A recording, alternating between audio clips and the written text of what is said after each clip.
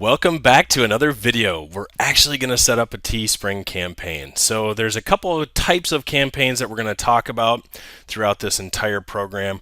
One of them is the shirt campaign or the Teespring campaign. So let's go ahead and do it. Before I get rolling, and we're going to look at the actual interface and roll through an example. Before I get going though, I try to get all of this ironed out. I need to have my design done. I need to have sales goals in place. I need the price point. So all this type of information I want completely ahead of time so it's locked and loaded, so it's really just kind of a cut and paste exercise as I go through and launch. So let's talk about the design. This could be self-created. If you're a designer, awesome. You know exactly what you need to do here. Or if you're a marketer, for example, or maybe some sort of business, you hire an outside designer or maybe have an internal designer, and you go through and they create the design. You approve it. But you're going to need some sort of graphic file in hand, either an EPS or a really high quality PNG type of file to upload. Next one is sales goal. The entire system defaults to 50 shirt sales. You can play with the slider. It kind of depends on your confidence that you'll hit certain goals and certain sales levels. About the high end is say 300. The low end is obviously, well, it's 10 to tip a shirt today. But it defaults to 50, and if you don't know any better, that's kind of where I like to start. Next one is price point, and forever 1999 was working really good. I'd tell you within the last few months or so, it's bumped up to 21.99. There's a little bit more competition in the marketplace, and this extra $2 converts pretty well over into ad spend, and it kind of keeps your ROI goals in line with what they used to be. So completely up to you. It could be $15, it could be $30, whatever fits in your goal and in your plan, choose that price point. Next thing is we're going to have a title. A lot of times I'll just do whatever the shirt's name is and then limited time or limited edition. So it's not too complex. You'll need a shirt description, so describing it. So when someone hits the landing page, they're looking at a shirt, they can read a little bit of a description that tells them about where this shirt came from or what it's all about. In the grand scheme of things, this shirt description I found is very low percentage in terms of it helps with conversion, so it's not that important. You should have something there. Don't have 50,000 lines of text. Make it short, make it snappy, move on sort of situation. I'll show you what I use, or a pretty good example of it anyway. All right, choosing other garments, we can tack on, say we start with a base t-shirt, you'll see this coming up, but we want to add a hoodie, we want to add a women's shirt, we want to add long sleeve. So have that in your game plan, know that you're going to be adding other garments. We need to know the campaign length. How long is this going to go? 7 days, 10 days? Are we hitting on the weekends? I don't like to close out campaigns over the weekend. I like to do it on Mondays, but kind of what fits for you and in your situation. We have to choose a URL. So this is the URL string. A lot of times this could be just the t-shirt name. Whatever that is, choose that as the URL. Use something random. Some people do this, and a lot of times people will use URL snippets for retargeting as well inside of their URL. So totally up to you with, again, whatever you think it needs to be. After that, we launch. Once we launch, so the shirt's out there and people can buy it, you can buy it, you can send traffic to it, you're ready to go. And we'll walk through each of these steps coming up. Oh, let me see, am I missing anything? No, probably let's go check it out and walk through the designer. This is what it looks like just as you hit it. There's two ways to build a design here. Here's different shirt colors going down this side. Here's different garments that fit under basic tees. If you wanted long sleeve, it displays the options there. Tank tops, you get the idea. Women's shirts. And for the most part, these are different levels. So here's kind of a budget-friendly version, premium version.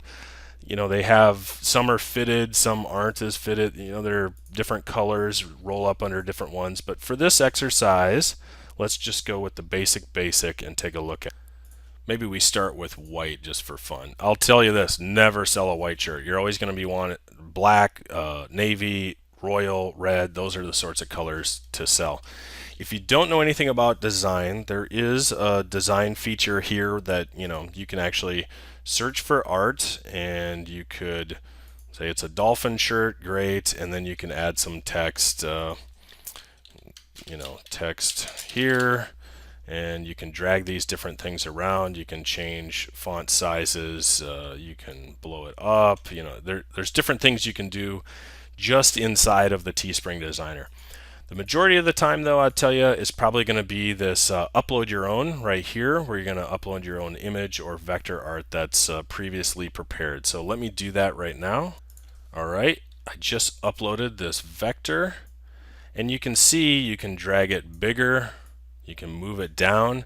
You'll see this printable area right here, and that's kind of the maximum size. If you go outside of that, it's not going to print correctly. So you want to make sure everything kind of fits inside there. It's looking good up or down on the shirt.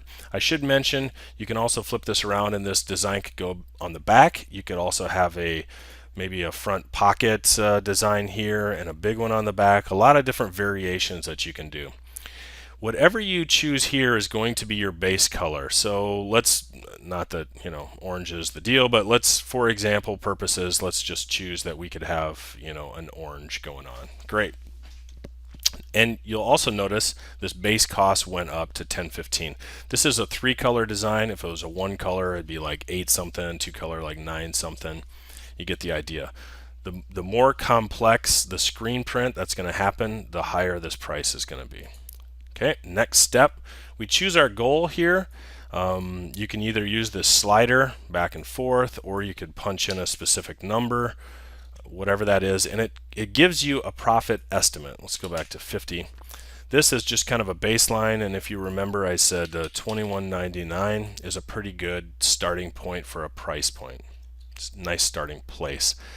If you want to add additional products, you'll see right here, it's kind of small, but you can add 9 additional products, and you do that right here. Add a product that isn't listed. We can add a few more colors if you like. So let's go, navy, I don't know, whatever, red and royal, whatever you think is there. And if you wanted to add one hoodie, you'll see it resizes a little bit because of that kangaroo pocket that's on a hoodie. If we added women's tee, for example, it's going to shrink just a little bit. But it gives you different options. Maybe we want a V-neck in there as well. This is a great example. So we went from orange. There is no orange available on this canvas, so it defaults, we'll say, to the next color that's closest, which this one happens to be red. You get the idea, but we still could add 4 more as we go on. Next step, this is going to be your campaign title. So, trust me, and then limited edition, for example. I mean, again, it could be whatever you want. We'll go to description area, and you can play with this as much or as little as you want. Here's a nice basic description that it doesn't really talk about the shirt, but it's short, it's punchy, it's nice and easy to work with, right? You can at the same time bold some of this. You could underline it, italicize, you get it. You can add images in here. You could add hyperlinks inside of this area as well. There's kind of a WYSIWYG editor. If you care about organic traffic, you can add some tags, and these are SEO tags that will show up in the shirt's description. So you just add them in here, whatever the shirt's about. This one happens to be an engineer shirt, great, so you put engineering. For the most part, I drive traffic. The campaign's done before the SEO ever shows up later, so I just don't worry about that. Campaign length, here you go. Here's your choices. These vary by day a week, but many times you'll have an option for a 7 or 10 day. That's where I suggest you should focus on. I like 7 days a heck of a lot. So once I launch this shirt, I launch some ads behind it. I have roughly 1 week before it ends, and I work through it, optimize it, try to make some profit out of it, and 1 week seems to be a pretty good cycle. When you get too long, like 21 days, I don't exactly know the person who would do that, but if you're a customer and you show up to this shirt and you realize you have a full 21 days to come back and buy it, a lot of people click off and then just never return. So I like a certain amount of urgency. Maybe it's 5 days, 7, 10, something where it's basically tell them, hey, buy it now. This needs to happen. Like do it today. So we'll say trust engineer shirt, and you'll see this will go out and try to make sure that this URL is available on teespring.com. It could be anything. It could be 01, great. It could be, I wonder if trust engineer. Nope, see that one's taken. But if you did 01 or 1, great. You get the idea. So it has to be a unique URL, so when you send traffic to it or people to it, it shows the correct shirt. You can here show the back side by default. This one's a front only shirt, so we'll make sure that's unselected. You can, if you want, allow buyers to pick up their orders from you. This would be the case if you had like a little league team. Everyone needed shirts made. You made 20 of them. They ship to one location, and then they're distributed from that one location. Pickup shipping is free, so that's a huge benefit. They're going to send you a box of 20 shirts. That's pretty expensive shipping. They basically pick up the shipping tab when that happens. You'll agree to the terms of service. I'll let you go through that, but essentially it's you aren't infringing on any rights of any third party. There you go, and you'll launch your campaign.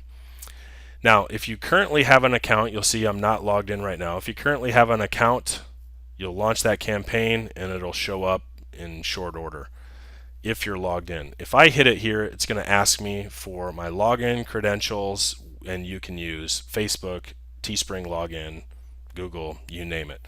So let me pause. I'll get this launched and we'll take a look at what it looks like out in the wild. All right, here we are. This is the landing page. Trust me, limited edition. Here's the description that we put together. If you remember, I bolded this section. I also underlined and italicized that section. Here are our different color options between the shirts. Here's our different garment options here. You can see you can flip between these. You'll notice the countdown timer. We picked 7 days, so it's 7 days, 9 hours. And for a customer, you send them right here. This banner won't show up. It's just showing up because I launched this. But if you sent your friend here, they would not see this because they didn't launch the campaign. One of the reasons to have this description short is so your reserve it now or buy button or whatever you want to call it is above the fold. So what is above the fold? Above the fold is when you land on a page, the buy button is in the normal visual area. They do not have to scroll down to find it. If you put a bunch of text here, this buy it now, reserve it now button is going to be a mile down here, and they have to scroll, which is going to drop your conversions. So I'll just tell you, short punchy description. Overall, you want them to see this button. Once they do, they like the shirt, great, reserve it. They can pick the size, they can pick the color, and then they can choose to check out with a credit card or check out with PayPal. Pretty simple, 2 different options for them. It's slick.